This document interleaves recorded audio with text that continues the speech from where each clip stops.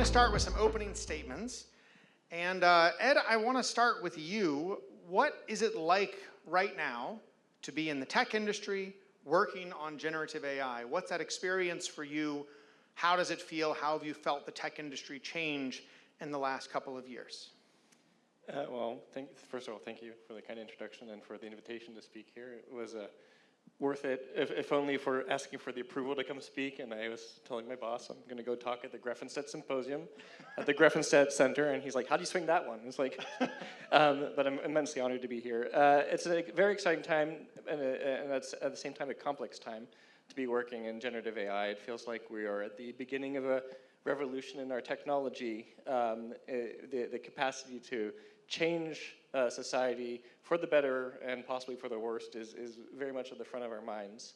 And as scientists, as engineers, and as technologists, this puts upon us the requirement to think beyond what our mathematical and statistical training gives us and think about disciplines such as philosophy and ethics, for some religion, in order to guide us and to find experts in these domains that can counsel us such that we can make the right sort of decisions and hopefully steward the best outcomes.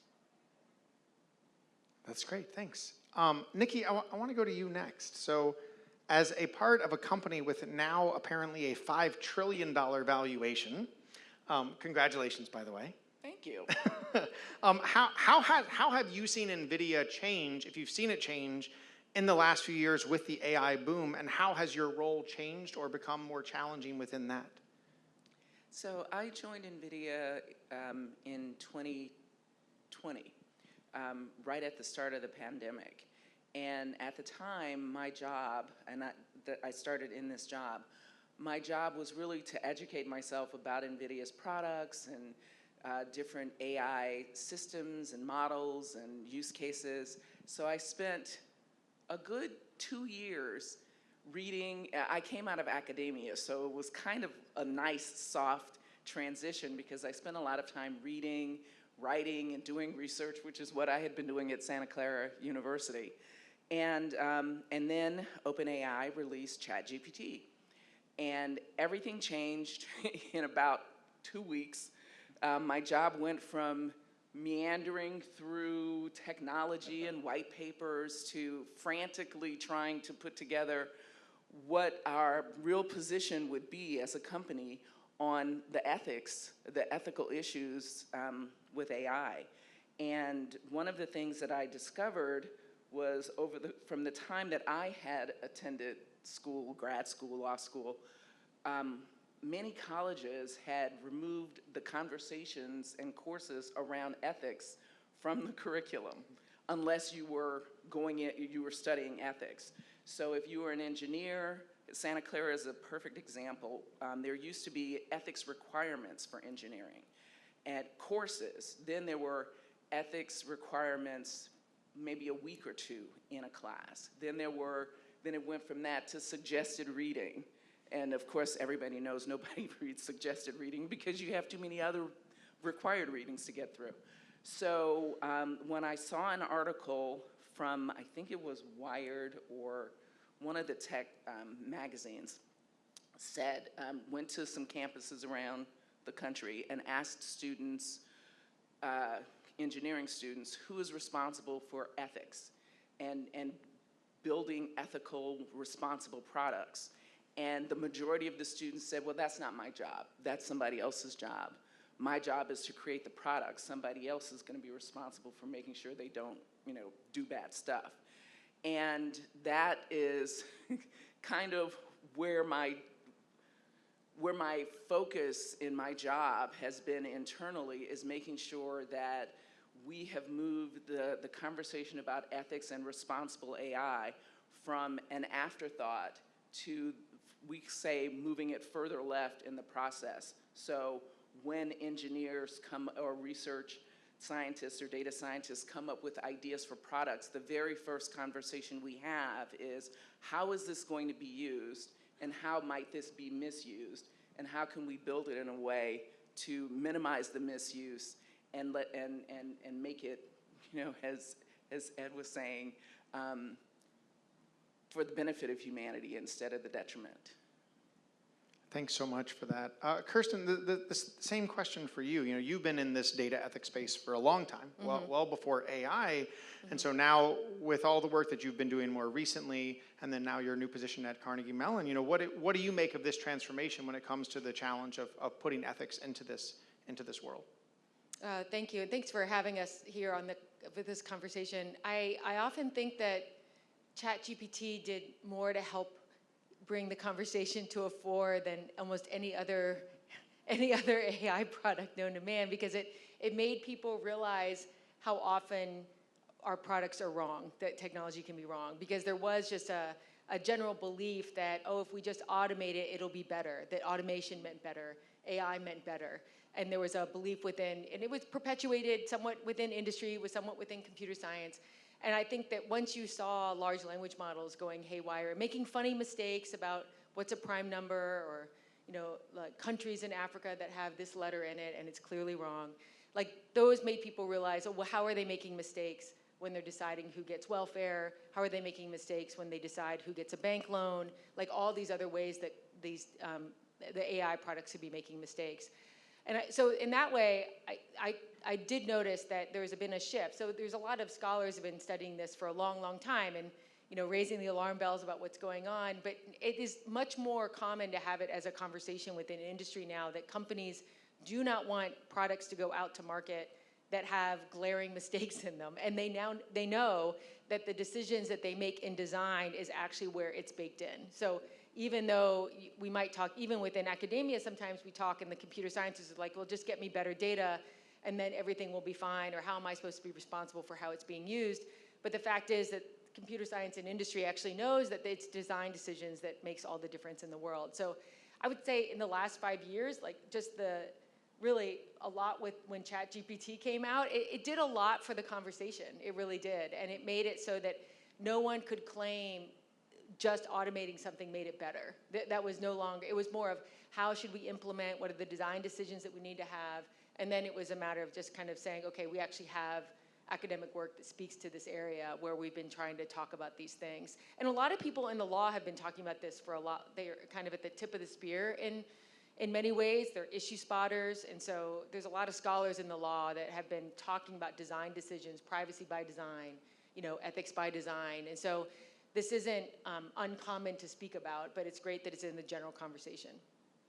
That's great. Audrey, so you've been also around this for a while, and really with your work, you were one of the first people sort of tracking the use of AI when it came to education, as you were following ed tech for a long time.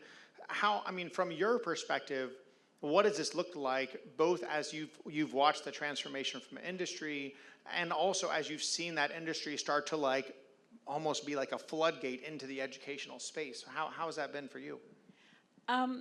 Yeah, thank you for having me. It's really interesting because I think there's a story that gets told a lot that things are changing faster than they've ever changed before, that technology is moving so rapidly, that this has never happened before, there's never been anything like this. And I'm actually reading a book that made this argument called Future Shock, which was published in 1970. So this story that somehow we are at this moment of rapid social and psychological disintegration due to the rapidly changing technology is a story that we've been told for over 50 years.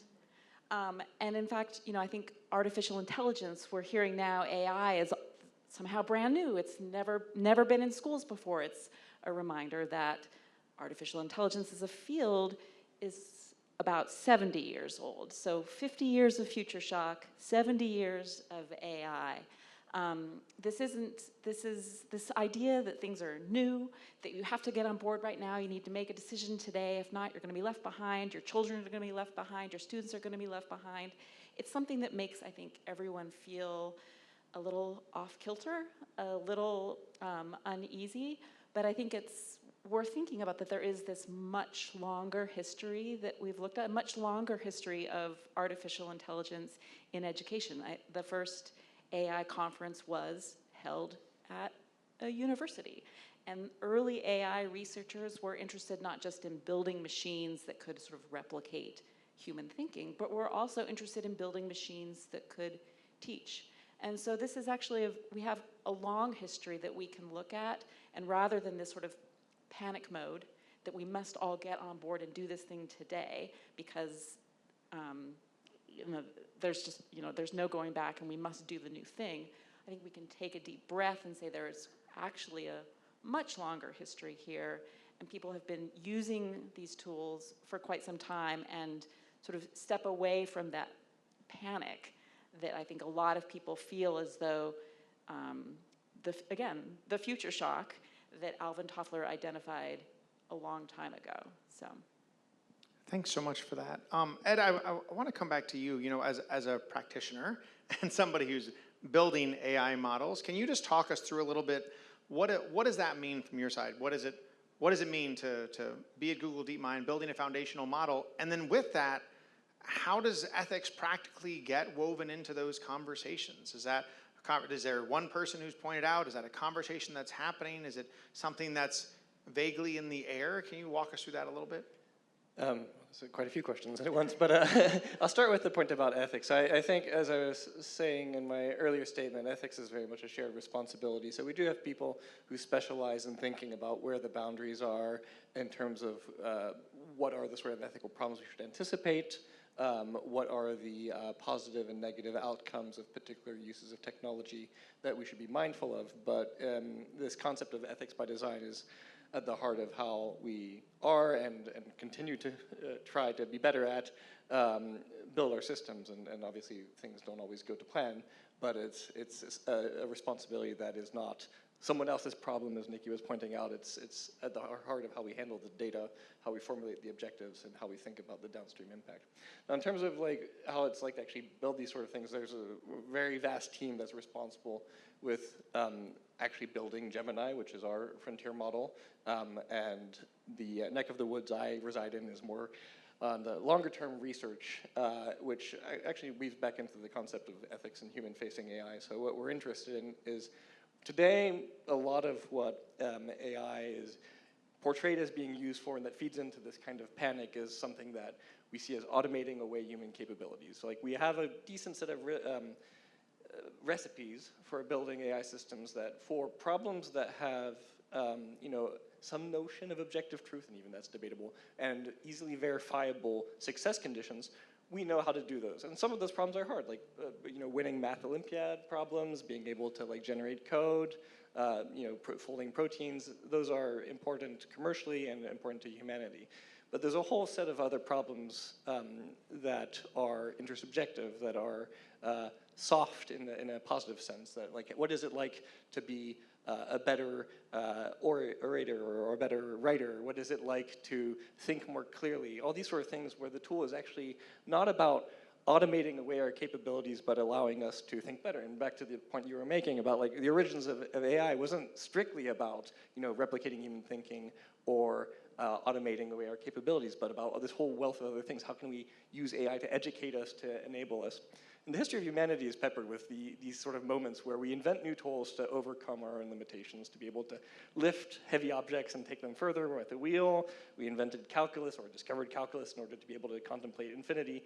And I think that there's not enough consideration now in the public discourse for the fact that AI is another form of these tools, right? It's a way in which we can sort of, go beyond our ability to reason about complex problems in philosophy and religion. And I'm hopeful that, this new, since the theme here is a new industry, that the new industry will move away from fears of replacement and more complementarity in helping us do human things better. That's really interesting. Nikki, do you find that sort of same sentiment at NVIDIA in your work? Yes. Yes, and it's sort of a push and pull, because as Ed was talking, one of the things that popped into my head was we collaborate with DeepMind on different tools that they've developed that we can use in our models. For instance, like watermarking, so people can know whether what they're looking at was an originally generated photograph or not. And those are the kinds of things when we talk about AI, we talk about them as tools to help people do whatever it is they're trying to do more efficiently, more effectively, better, freeing up your time to be able to think about something more. I was reading an article maybe a month or so ago, about some scientists who had a problem that they could not solve. And one of them said, oh, let's just see if AI will come up with something. And they put in their prompts, asked the questions, and what came out was something that was novel, no way that they had thought about it before. And the initial reaction was, well, this is impossible. But then when they stopped and thought about it, they actually, as a group, thought about how to accomplish what the model had suggested, and they realized we hadn't been thinking about it in this way.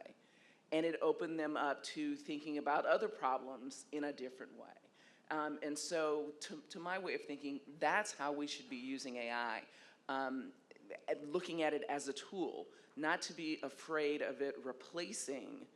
I mean, I'm not afraid of an AI replacing me. I'm a lawyer. One, they're not going to go to law school and pass the bar, so I don't have to worry about that, and they're not going to be licensed. But there are things that I know through my experience that I've never written down anywhere, that is not going to show up in a data set, and that an AI is not going to be able to learn. But what the AI does know, or not know, what information was in that data set will make it easier for me to find the information that I need to recommend something to my boss or to my CEO or what have you, so that I can free up my time to think about more strategic things and new ways to solve problems. So I'm not sure if I'm answering your question, but I think we look at AI in the same way. It's a tool to accomplish whatever it is you're trying to accomplish. It's a tool to help you accomplish that task. No, I think that exactly answers the question, which leads me to my question for Kirsten next, which is, as somebody who teaches at one of the forefront engineering and computer science institutions in the country, how is this playing out at an undergraduate and graduate level? How are you trying to manage this world that, at this point, we're actually starting to see some layoffs from the tech industry when it comes to AI and claims of AI. And as much as there is a lot of positivity on what AI could do, there are a lot of ethical concerns, and there are a lot of drawbacks. So how do you see that practically in your role, and how do you see this new tech industry affecting the industry of university education? What's great is it really builds off of your answer, because some of the good things about the use of AI may rely on, for example, the scientists and the researchers having been brought up without AI. So they were able to see something as novel because they knew the theory behind physics or computer science. And so there is a certain amount of the complementarity of the AI, which is based on whatever was written down, which is another issue, and someone having been brought up in a different way. And it doesn't mean that one is better than the other. One of my children is getting a PhD in something, but it has to do with the use of AI in science. But what's interesting is that it's not that one is better than the other necessarily. The theory is important to understand versus the data-driven models, which are not always based on theory. So it's interesting to understand that then we have to think of what is a world if we don't keep teaching them the old-fashioned way and the theory. That's what we think about is, so we're assuming right now we're thinking about a world using AI as a tool with people who are somewhere between 35 and 65 years old that were brought up not using AI. So that's the combo that we have right now. So what happens if we have a world where we overly relied on AI in developing these people for the real world, and they aren't learning statistics and calculus and computer science and physics in the old way that we used to think about it? So that's one of the things that we try to think about is like how do we make sure that we have both skills, that they know how to use AI in a way that complements the skills that's unique to them, without letting them like short circuit learning it the old-fashioned way. And I say this knowing I come from a family that, like, talking to my dad, he fought giving up the slide rule I fought giving up the TI-84 calculator. You know what I mean? Like my other child fought giving up this, because we're all engineers all the way back. So I understand like this reluctance of like overly like bringing on tech, but there is something about learning the fundamentals that I think is still important. The second thing that you mentioned is that there's something unique about what's in our minds that that's not written down. And it reminded me of whenever someone talks about how AI is a great answer for something, as a reminder that it's based on whatever was actually recorded, and that's not everybody. Like, so there are certain people that have been recorded in society whose ideas are actually available to be read. They're English speakers, you know, they were educated, they wrote things, they bothered to write things down in a certain way, and that's what's feeding into AI. And so, almost by definition, what's good is that it means, I agree with you, I don't think AI is gonna take over my job either, you know, because there's something unique about what I can do. But it also is like the limitation of AI is that we need to always try to remember and remind people of how limited it is, because it's only based on some people that wrote things down, and it's not all of humanity, and everyone's ideas. Can I just jump in for a second? Yeah, for sure. Because there's something that you're saying that it makes me think of what it is we're going to lose. Right. And what comes to mind is, I don't have any children, so I was flabbergasted when my nephew told me he was not learning cursive writing in school.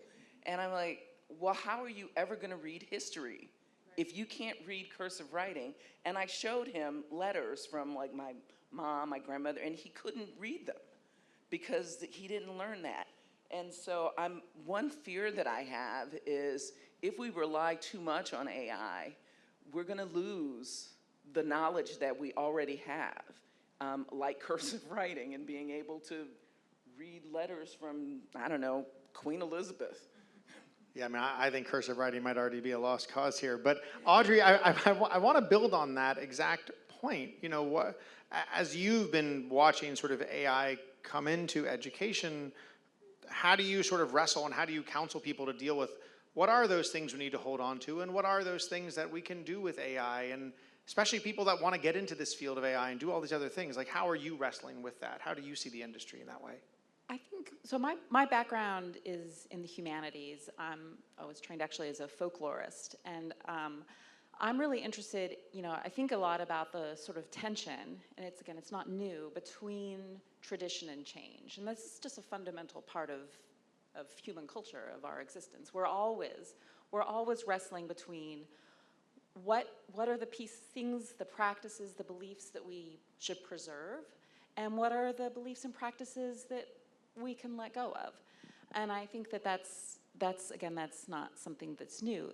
The thing with technology is I think it's worth thinking about that Kevin Kelly, who was the editor of Wired magazine, had this book titled What Technology Wants, and it always really bothered me because I thought technology doesn't want anything, right? Technology doesn't have desires or feelings, right? But it's cultural. It's often cultural and social are the things that make certain tools, that make us develop and adopt or reject certain tools. And so I think it's really important to recognize what the things might be that make AI for students particularly desirable. And I think that it's important to recognize the amount of pressure that students face in order to get into college, to succeed in college. I think that there's a great sense of precarity. There's not just a sense of precarity, there is of economic reality that things are tough. It's a lot tougher to be a young person today economically than it was 30, 40, 50 years ago. It costs a lot more to go to college. It's almost impossible to get out of college without massive amounts of debt. The pressures to succeed are really high. And so it doesn't surprise me when students turn to something to make that easier for them. And they've been told that this technology offers efficiency, expediency, it's an oracle, it's an answer machine. And I think that there's a lot of reasons, I think, we can certainly question the ethics of that, but I understand why students would turn to sort of the easy button, even though the easy button in the long term is going to have, I think, some detrimental effects on their cognitive and professional capabilities. And I think that that context for generative AI in this moment that we're in right now is also incredibly important. I think that we were in the middle of COVID when ChatGPT was launched, made it a much more significant event than I think it might have done otherwise. Many of us were stuck at home, interacting with everybody via a screen.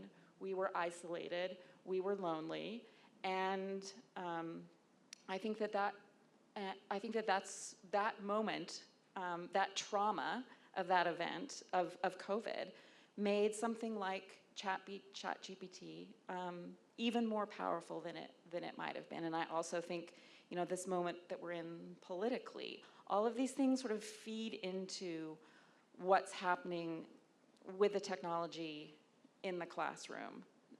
So this sort of cultural moment that we're in, this social moment that we're in, is something I think that makes the technology shifts, I think, where the power of the technology lies. Thanks so much for that. I mean, Ed, I want to build on that, Ed, because I know you do care deeply about what humanity is, how we define it, and how this AI plays into that. There's been a number of studies now that show that cognitive offloading is a real thing, especially for people under 25, that the more you use generative AI systems, the less ability you have to do critical thinking. The more you use AI to help you write a paper, the less good you're going to be at writing papers in the future. The more you're going to depend upon that offloading. And now we see this in lots of parts. So, we depend upon technology in lots of parts of life. So, outside of an educational context, you might just be like, great, well, this is a new tool that we have.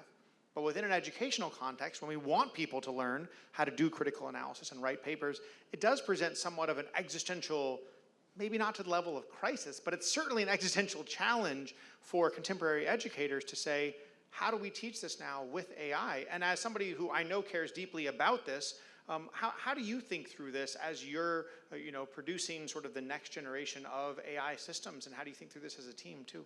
I was thinking about this question while I was listening to my co-panelists speak. So, let's draw an analogy with a forklift, right?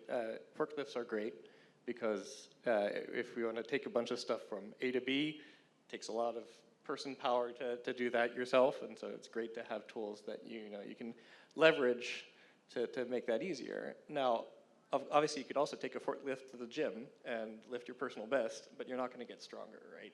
And that's kind of the problem that's happening with AI right now. AI is like a forklift, and yeah, sometimes it's just nice to be able to depend on the easy button. I like that expression. But there's, in some sense, a societal problem, an education problem, not just specifically in education here, which is that we need, as a species, to educate ourselves to not see the easy way out when what we want is to better ourselves, right? And I'm not saying this in a sort of buck-passing way, but this exists outside of the realm of technology. We need to train future generations of users of these systems, and I think tech companies play a responsibility here too, to realize what do you want to get out of using the tool, right? Do you want the tool to use you, or do you want to use the tool to better yourself? But this is where I think the research that we're focusing on in at least my sort of realm of influence can help address the problem too. We do want to produce AI systems that recognize that there can be an overdependence on them being used as a pathway, and actually have built in a sort of predisposition to try and educate the user, to try and balance catering to user whims but also enabling the user to be more empowered and to have better information retention. And we don't have very good conceptual framing for even what that optimization problem looks like, what it means to actually train an AI system to be human complementary rather than human replacement. But that's why it's an exciting research problem, because if we can solve it, I think we can not only build more pragmatically, practically, and even more long-term useful AI systems for society, but we can actually try and redefine what it means to have a symbiotic relationship with AI systems.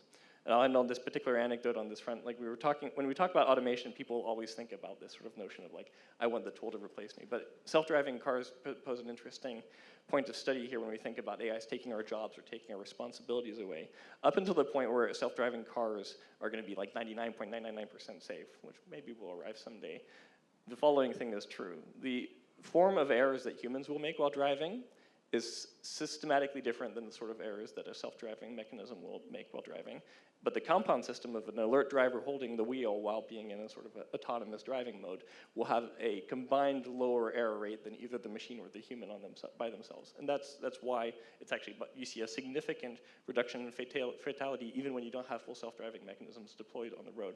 And people should think about like AI tools like that cognitively, right? Like having ChatGPT is like your self-driving car of your favorite brand, not owned by some crazy person. And like if you stop thinking, oh, I'm just gonna like let Elon take the wheel and more, I'm gonna use this, but I'm gonna critique it, I'm gonna question it. It's a powerful sort of tool. It's a powerful partner to have, and the compound error rate of the system should be lower than the human or ChatGPT or Gemini alone. But that's it. Currently, the frontier is we need to educate users to think like that, and eventually, hopefully, the technology will try and do that by itself, but we're not there yet. Kirsten, do you see that happening in your school, that complementarity of AI, or do you were sort of talking about a slightly different approach earlier. How do you see that? I mean, I'll just be a little bit critical here, is that, I mean, part of the reason why we have to re-educate is because, and I'm not saying anything about the specific companies here, but the industry made everyone believe that this artificial intelligence was like a human and could take over. So this was an industry-led initiative to use like language as if it was like a brain. And it's a utility in that because it made it so that we can't explain everything that the brain does. Neurologists can't explain everything that the brain does. So it allowed us to have a cloak over what, we can't say it's a black box. We don't know what it is. There's no way to know what's going on, because just like you don't know what's going on in a brain. And it knows things. I know you corrected that, but that's what you would hear from industry. Like AI knows things. They weren't saying, would you like to know what Reddit users think about this particular topic? Put this into the chatbot. That would have been a more accurate description of the early chatbots that we had. That's not how it was described to us. And so I would say a lot of scholars knew and would be screaming and yelling and say, look at the training data. The training data is only X. There's no way that humans actually labeled that data. You know, it's not objective. But industry, the narrative from industry was, this is giving you the answers, this can take over. This is a super event that's gonna take over the world, and humans are gonna be replaced, right? Like, this is kind of the idea. I saw a tweet one time that was like, Oreo makers declare that Oreos are gonna take over the world. And it's kind of, like, it was self-serving in a way, right? And so I'm just being very, I was from a business school, so I feel like I can say this, is that it was kind of like, okay, that's not what's happening. And so I get that we have to now re-educate people and try to convince people that this actually not knowledge, it's them predicting what you want to hear given a prompt that you gave, based on whatever amount, the corpus of data that they decided was important to be in that large language model. That's how subjective this is. And so that's why I would say, yes, I think people do need to know that, and we should have disclaimers on the products that we put out there. That is not how it's marketed.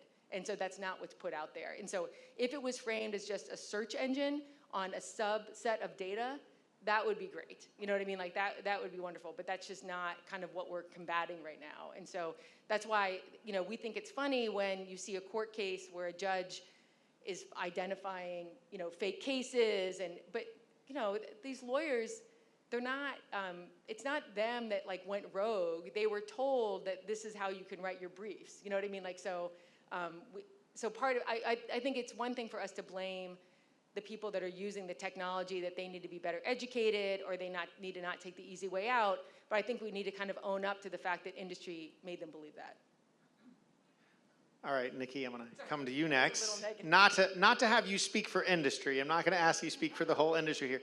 But I do know within a huge company like NVIDIA, there's lots of people with lots of different opinions, lots of different approaches. You don't run the marketing side of NVIDIA, so I'm not going to ask you to speak to that at all. But how do you internally handle, you know, because it is one thing to have people, and I'm sure Ed, you think this too, it's one thing to have people that are working on that are doing really hard work, trying to build ethical systems, and then you have a whole marketing apparatus of lots of companies that are doing exactly what Kirsten talked about. I mean, how do you handle this sort of internally when on the one side you have people that are really trying to do great work, and on the other side, you just have sort of what is called like the AI hype train, which is just like all AI is solving the world problems all the time. Can you just speak to that tension a little bit? Because from the outside, it seems sometimes it can be easy to see one and only see the other. Oh, these big AI companies, they only want X. But I think, can you just speak to some of that complexity internally? Sure. I mean, that's my job. That's where I live. That tension is the excitement that a development team, that a design team has for this new AI model or system that they've created that's going to do X, Y, Z. And I'll give you an example. Voice cloning. So 4 years ago, we were testing voice cloning products, and that our team was developing. And I was fascinated by it. You needed 30 seconds of someone's voice recorded to be able to generate that same voice saying absolutely anything that you fed into the model. And everybody was really excited. I was too. And then I put my lawyer hat on and said, and now we're going to have grandmas sending $15,000 to scammers using grandma's, grandson's voice saying, I've been arrested in, I don't know, Alabama or Saskatchewan or wherever, and that's what we're going to have. So we have to be more responsible about this. Those conversations, I think, if we're having them at NVIDIA, I'm going to assume that all the other companies are having the same conversations. Well, okay, X will be its own thing. But what you see that comes out of marketing depends on, I think, how amenable the management of the company is to the people who are on my side of the fence making the arguments that we make. So NVIDIA will one day produce and release a voice cloning model, but we haven't yet. Most of the reason is not just me. There are other people like me who see what this problem can be and have asked us as a company to consider how we would control this. And if we can't control it, then we shouldn't release it. If you, and I shouldn't be that absolute about it, because once it gets out there, we really can't control it. It's like trying to make Ford responsible for someone using a car as a getaway car in a bank robbery. You can't do that. But we can do everything humanly and scientifically possible to shore up the defenses of that model or system before it gets released into the wild. And so that's how those conversations go. I don't win them all. I've won this one, but I don't know how long I'm like holding on by but other conversations, I have not won that conversation because, for a variety of reasons. But I do think that there is thoughtful conversations happening in most companies around these questions of how the products we develop are going to be used in the marketplace. And I'll give you one example that sort of illustrates the difference between the companies. I don't know if you guys saw this, but about a month ago, someone from Meta leaked what's called a behavior guide for Llama, which is their large language model. And basically a behavior guide is sort of like a little recipe book that says, if the user is asking a question like this, the model is allowed to respond, or the model is not allowed to respond, and then give some examples of ways the model can respond. So what was published from the Meta behavior guide was a little astonishing, because it was, you can allow sexualized conversations with children, but only some sexualized conversations with children. In our behavior guide, which is not public at this point, that's not allowed. It's just flat out not allowed. Now, that doesn't mean some really smart engineer can't figure out a way to break that and get around it. But it's the best thing that we can do now to keep those conversations from happening. So that different companies approach what their responsibility is or what their contribution is differently. Yeah, I mean, I think that's one of the big challenges of the current marketplace. And Audrey, I want to throw this to you and ask, I know is a very difficult question, which is I want you to prognosticate for us and think about, you know, where, because the landscape is now so diverse in terms of AI systems coming from all sorts of different companies, many more hundreds of billions of dollars are being poured into this industry. Some people are estimating the next 3 years, we might say $3 to $5 trillion being into this industry. Can we still have ethics in $3 to $5 trillion? Is it possible? Like, how do you see this going? And I guess if that's too much, how about where should the ethical conversations be so we can hold on to this runaway car before it gets too far out of the track here? Yeah, I think that the amount of money that is going into not just to AI, but into data centers is astonishing. And I think that it's important to remember, despite, I think, you know, the people on the panel, the interest of the audiences, I am not convinced that this is something that most people want. I think it's been fun to create a little AI avatar. Perhaps one, you know, creating a video was fun for a while, but I think that most people are a little perturbed to have the little sparkly AI icon show up in everything they use, feeling as though this isn't something that I'm opting to desire. I have no real interest in using this tool, but I'm sort of being forced to, no matter what I want to do, whether it's write a paper, take a photo, make a video, call my mom, do a Zoom call, everything now, you sort of feel as though this is something that you are being forced to.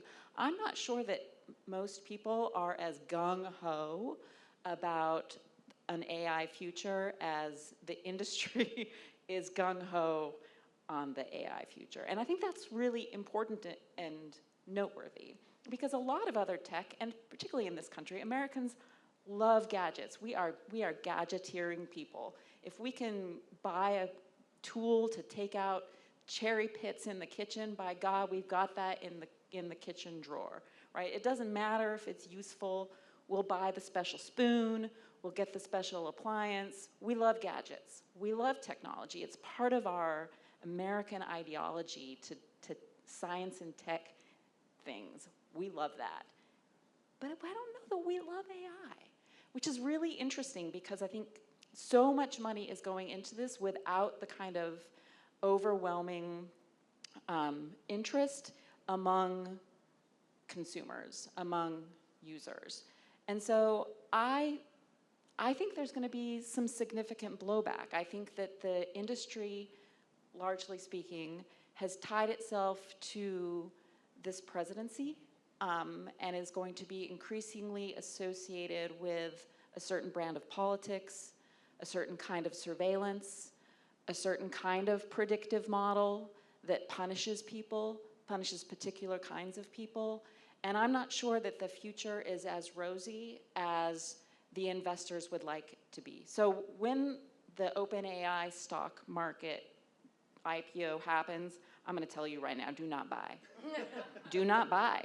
I think that it's a bad deal that is overpromised and will underdeliver. And I don't think most people want it. I don't think most people like it. As fun as it might have been to make, you know, your cartoon avatar, I don't know that it's the future, the way in which this billions and billions and billions and billions and billions of dollars need to come to generate enough revenue to keep Sam Altman upright. Can I just add to that for just a Yeah, second? go for it. I think it's interesting to be around like folks that are under 30 years old, and there's a couple of trends that would suggest what you're saying. One is they're It's a very generational issue where people always think that, let's just say under 30 or the youngs, don't care about data and privacy or tech, but they actually care more than the people who are over 30 because they've been sorted and recommended things their entire life, and they understand that their TikTok algorithm is different than someone else's in a way that people over 30 don't always understand. And so they know that people are attempting to manipulate them, number one. So they're much more savvy. In fact, they're the ones that are downloading apps in order to like freeze their phone so they can be more productive. You don't see that over 30, you see that under 30, where you see a 22-year-old using something to like freeze part of their app so that they can actually get work done. And so with that one, I think they're much more suspect of tech than we give them credit for.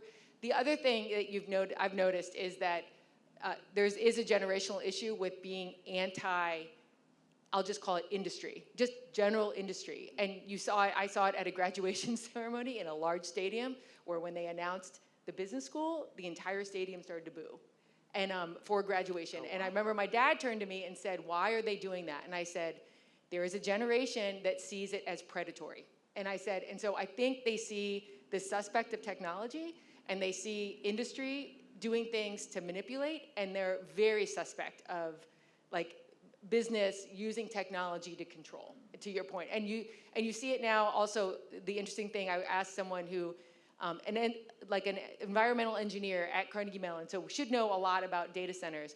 And I said, what would you like to know if you had funding for the next 2 years? And she said, we don't know how much data centers cost in terms of energy and electricity and water. And I was like, oh, wow, we don't? She's like, no, we don't. And I said, because we know kind of, but what we also find is we have students refusing to use AI because of the environmental effects. And so you see that they'll really upset that it's being used. So I would just say that it's not, to your point about there being a generational shift, there's just a general suspect of the technology, the impact on the environment, not trusting what companies are telling them, that I could completely see that type of backlash where there's a group of people that are pulling back. And it's usually under 30, is what I would say.